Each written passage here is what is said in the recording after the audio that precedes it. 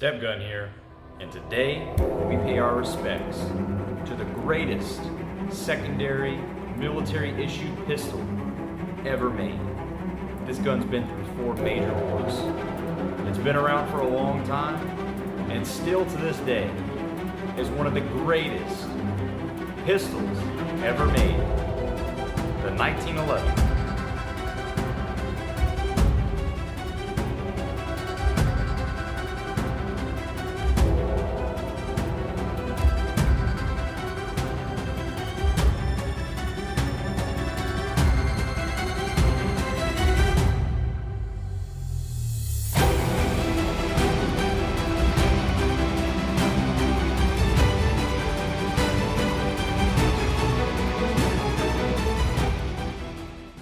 All right, that's right. It's a 1911. You can't get much better than this. This gun right here has proven itself time and time again. And for over 100 years, this right here has been, in my opinion, the best pistol ever made. That's right, I said it. Don't get me wrong, though. I am a 1911 fan. Considering most of the handguns I have are 1911s. I have a lot of 1911s. As you guys can see here, the gun is clear. The magazine is removed. It is empty. And yes, this is all for display right here for your pleasure. We all love some brass in a picture, don't we? All right, everyone. Yep, this is an A1 right here. As you can tell, you got your short trigger. You got your curved mainspring housing. And you got your short hammer. The sights on the A1 are also not your special dovetail sights that you would see on a Kimber or something like that. So the A1 model is the replica of basically the pistol that was carried, back in 1911, World War II, all the way back by our U.S. brave and courageous military members back then. And as you know, newer 1911s today, they come with your extended mainspring housing and your big beaver tail. They got your big skeleton hammer, and you can put the big fancy range sights on them. Yes, when I shoot competitions, I do shoot a 1911. I mean, just if you look at a Glock, if you go around the room and pick your Glock up and you look at that right there. Let me see an example. There we go. My famous Sharpie gun holding tool. You can see the Sharpie right there. This thin slide right here makes this gun super, super sleek. A lot of people, believe it or not, they carry a 1911 as their everyday carry weapon. They really do. It's a thin gun. You get 7 rounds of beautiful, delicious 45 ACP, and 45. You don't need 15 rounds to stop someone with a round that powerful. One thing I will say about this gun right here, I swapped the grips out. I wanted to put something a little bit more purdy on here. Is this Springfield model right here is a very good shooting gun.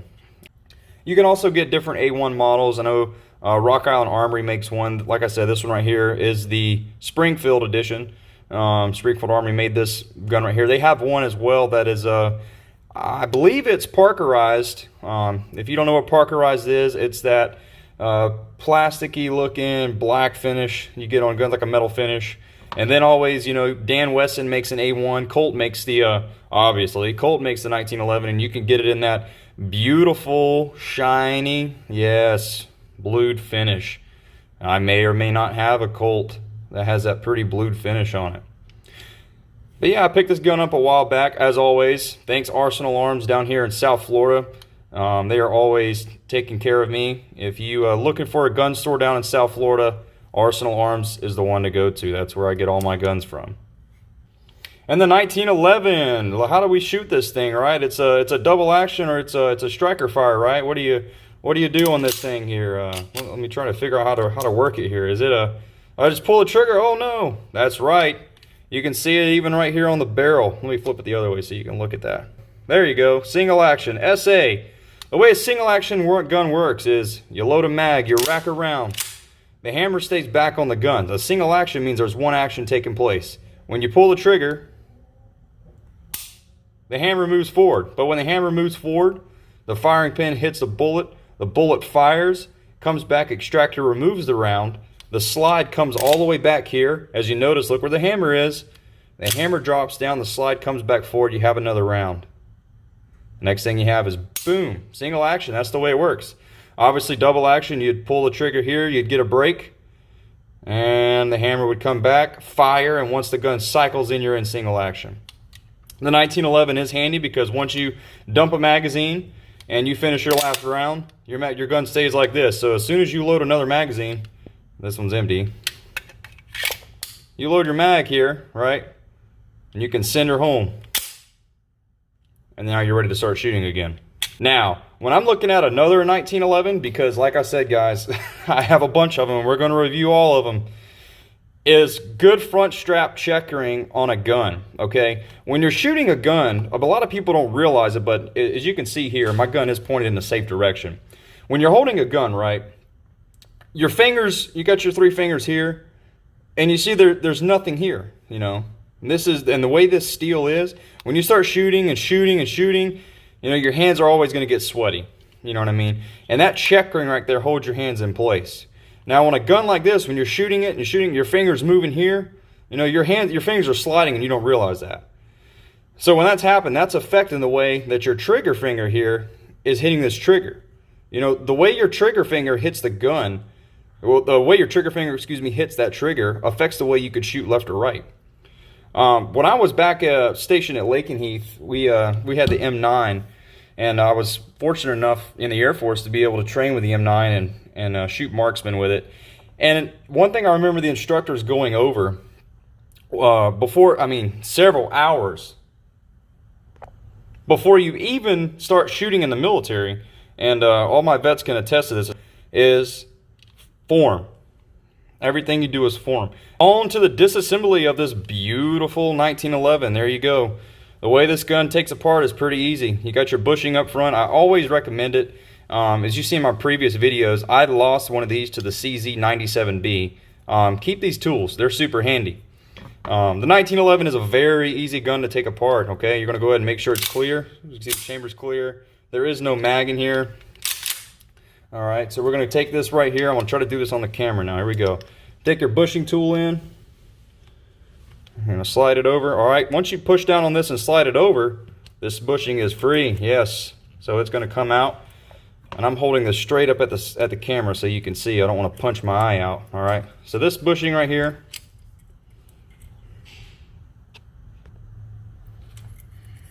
All right, so there you go. There's your bushing cap. All right, there's your spring right here. Springs on the barrel, so if you want to take your slide, pull it back right here. Okay, you see that notch or that little curve right there?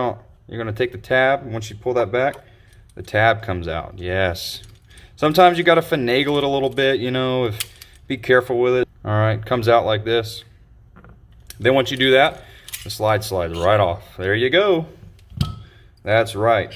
And unlike the infamous Glock, your barrel on a 1911, give me a second here, comes out of the front of the gun. Okay, here's your bushing cap. We can get this thing to work with me here. All right, your bushing cap, you rotate it and it slides out. There's your cap. You just got a notch in it right here that goes inside of here. Once that comes out, boom, spring comes out. There's your spring. Your A1 has a different spring. You know, people talk about the guide rods. You get a different type 1911. You're going to have those long guide rods. Magnum Research, the 1911 they have that super long guide rod. Some people like them. They don't really make much of a difference to me. So there's your guide rod and your spring. Once you get that out, now you can get this beautiful big old 45 ACP tube of a barrel out. And that's her. Alright, so once you get your rails lined up, you'll go ahead and start on here. And you want to keep this barrel down. A lot of people do this upside down. That's the easiest way to do it. You're going to come through, slide it on. Get right here, okay? You can see I already got the bushing set up on the front here.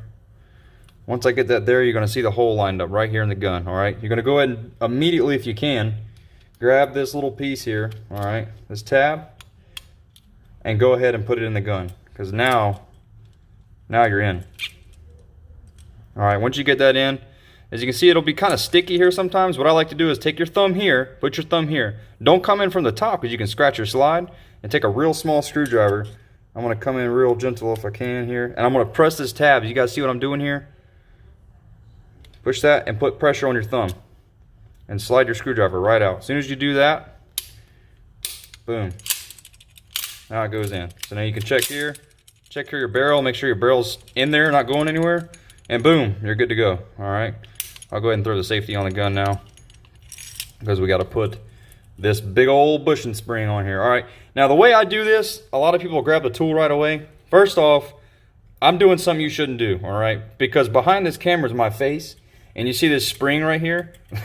If that spring comes off, it is going to nail you right in the face. I've had it happen many times, and I'm telling you that because it's probably going to happen again, because you get back from the range, you took 3 or 4 1911s to shoot, you're like, oh, I want to put it back together, and you're not thinking, you pop yourself in the face. And really and truly, if you hit yourself in the eye, that can seriously cause some damage. So I always hold it away from me. In front of me right here, you know, I have my brick wall. I'll take it like this. I'll put the gun into my stomach and pull it down. All right. But for the sake of the camera today, I'm going to show you guys how to do it the other way. All right. So as you can see here, you got to rotate your bushing all the way. All right. Those of you with compensators, I'm going to go ahead and say this now. If you ever get a compensator on a 1911, they're always opposite. So when you're sitting there for 30 minutes figuring out why it won't come on, getting frustrated, always remember the notches are opposite. All right. So you're going to take it now. See your spring, it's getting stiff.